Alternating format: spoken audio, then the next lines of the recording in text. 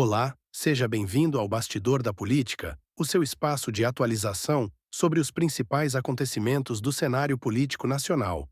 Neste final de semana, diversas cidades do Brasil foram palco de manifestações em apoio ao ex-presidente Jair Bolsonaro. Os atos também expressaram críticas ao atual presidente Luiz Inácio Lula da Silva e ao ministro do Supremo Tribunal Federal, Alexandre de Moraes. Reuniram hoje em atos realizados em diversas cidades. Só na Avenida Paulista, aqui em São Paulo, segundo o monitoramento da USP, a manifestação reuniu mais de 37 mil pessoas. Já o Poder 360 fala em mais de 57 mil. O ex-presidente, que cumpre medidas cautelares, como o uso de tornozeleira eletrônica, não esteve presente. A reportagem é do Bruno Teixeira. Os manifestantes protestaram contra o ministro do Supremo Tribunal Federal, Alexandre de Moraes, contra o presidente Lula e pediram anistia para o ex-presidente Jair Bolsonaro e demais envolvidos nos atos de 8 de janeiro de 2023. Em Belém, a ex-primeira-dama Michele Bolsonaro subiu em um trio elétrico e acenou para os manifestantes. O ex-presidente Jair Bolsonaro não esteve presente nas manifestações, já que cumpre medidas cautelares em Brasília e não pode sair de casa aos finais de semana. Ele enviou recados aos apoiadores por meio de videochamadas. Uma delas foi em conversa com o filho Flávio Bolsonaro durante ato no Rio de Janeiro. Obrigado a todos. É pela nossa liberdade, pelo nosso futuro, pelo nosso Brasil. Eu saí ontem da casa do meu pai, ainda mais orgulhoso dele. Entendi mais claramente porque ele é o grande orgulho de todos nós. Ele não estava aflito, nem angustiado, e a sua energia lhe fortaleceu. O governador do Rio, Cláudio Castro, afirmou que não aceitará nenhuma eleição que o candidato a presidente não seja Jair Bolsonaro. Se Bolsonaro não puder ser elegível, qual será o plano B?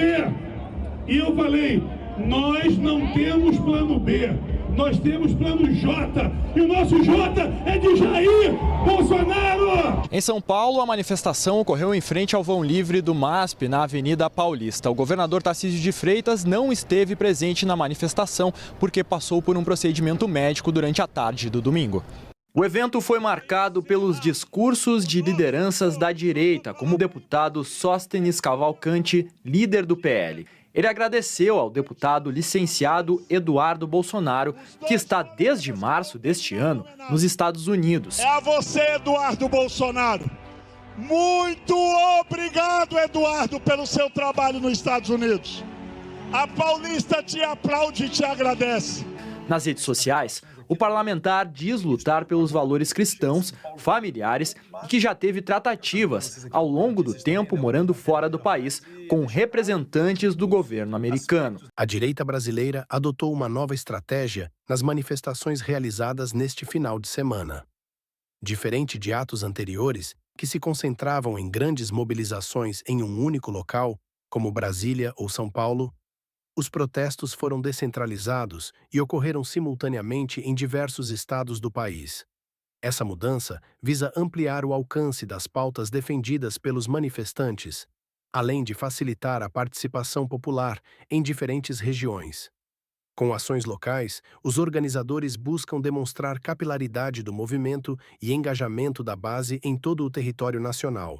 Houve uma mudança clara na estratégia da direita, né? Porque antes as manifestações eram concentradas em uma capital, ou no Rio de Janeiro, ou aqui em São Paulo. Agora a previsão é ser pulverizada.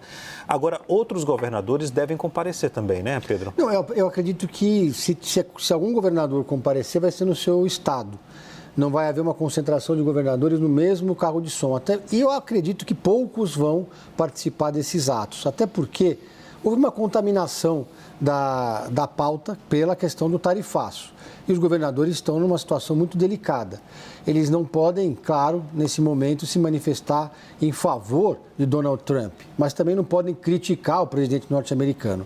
Se eles criticam Donald Trump, eles arrumam uma briga com Eduardo Bolsonaro e com uma ala do bolsonarismo. Se eles vão lá e sobem no palanque e dão o apoio ao Eduardo Bolsonaro, eles vão comprar uma briga com setores que vão ser prejudicados nos seus respectivos estados.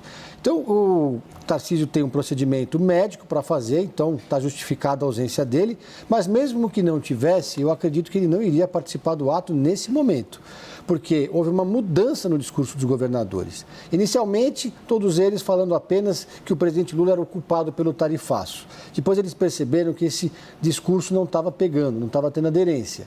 Aí então passaram a fazer algumas críticas ao tarifaço, a defender negociação. Só que defender negociação significa ir contra o que Eduardo Bolsonaro está fazendo nos Estados Unidos. Então, quando você vê que ali percebe que é um choque entre as agendas de Eduardo Bolsonaro e as da direita aqui no Brasil, isso pode acabar esvaziando os atos da direita. O último ato que aconteceu da esquerda aqui em São Paulo foi maior do que o ato anterior da direita, o que criou um sentimento nesse campo político de que eles podem estar passando por um momento de virada de chave. Ou seja, a população pode estar sensibilizada com a questão da tarifa e isso pode acabar beneficiando a esquerda. Então, se eles fazem uma aposta única num ato apenas em uma cidade, como aconteceu anteriormente, e esse ato acaba atraindo pouca gente, ou muito menos gente do que os atos anteriores, isso seria lido como uma derrota política. Pulverizando os atos nas cidades, eles conseguem, então, mostrar que ainda acontecem movimentos e que sem a pretensão de que ele seja uma manifestação com milhões de pessoas. Durante a manifestação deste final de semana, Jair Bolsonaro optou por participar à distância, enviando sua mensagem por telefone. A escolha revela uma estratégia mais cautelosa do ex-presidente, que tem evitado aparições públicas em certos atos, talvez como forma de se resguardar juridicamente ou reorganizar sua base. Mesmo sem presença física, sua fala buscou manter a mobilização viva e reafirmar seu papel de liderança entre os apoiadores. Alguns canais de imprensa acreditam que Bolsonaro pode ser preso porque teria violado medidas impostas por Alexandre de Moraes.